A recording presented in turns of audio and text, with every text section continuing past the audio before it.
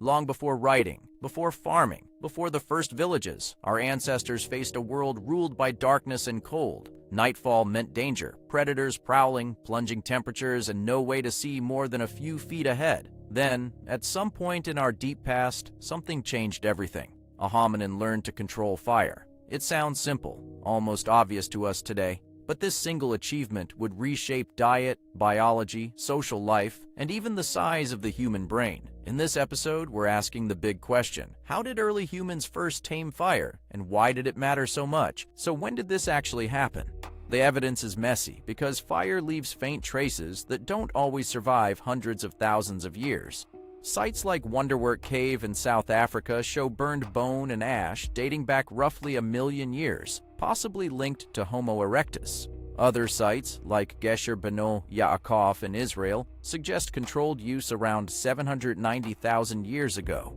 Habitual, everyday fire use seems to become common later, especially among Neanderthals and early Homo sapiens, somewhere between 400,000 and 300,000 years ago. So this wasn't a single light bulb moment. It was a gradual, uneven process, tried and lost and retried across different groups and regions. Before humans could make fire, they almost certainly had to steal it from nature. Wildfires sparked by lightning or smoldering volcanic vents would have offered a source flame that a clever group could capture and carry. Anthropologists call this fire keeping, maintaining a natural flame rather than creating one from scratch. This meant someone always had to tend the coals, feeding them fuel day and night, because letting the fire die out could mean waiting months for another lightning strike. Only much later, likely within the last few 100,000 years, did humans master fire making on demand, using friction and sparks instead of waiting for luck. How do we know they eventually learned to make fire,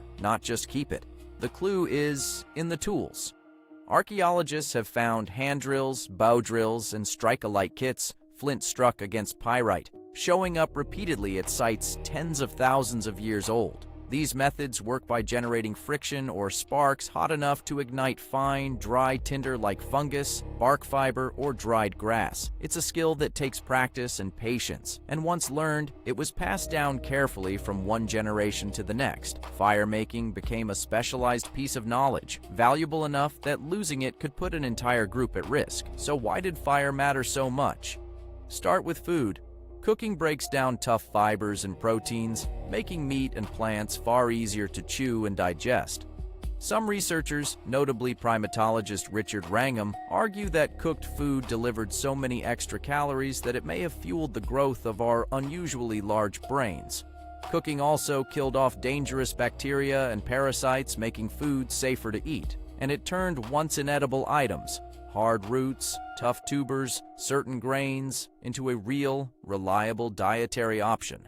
In short, fire didn't just make dinner tastier, it may have quite literally helped shape the human body. Fire also transformed the night. Firelight pushed back the darkness that had once confined early humans to daylight hours, extending the time available for tool-making, talking, and teaching. Warmth from a hearth let groups survive in colder climates and higher latitudes than would otherwise have been possible, opening up new territory to migrate into.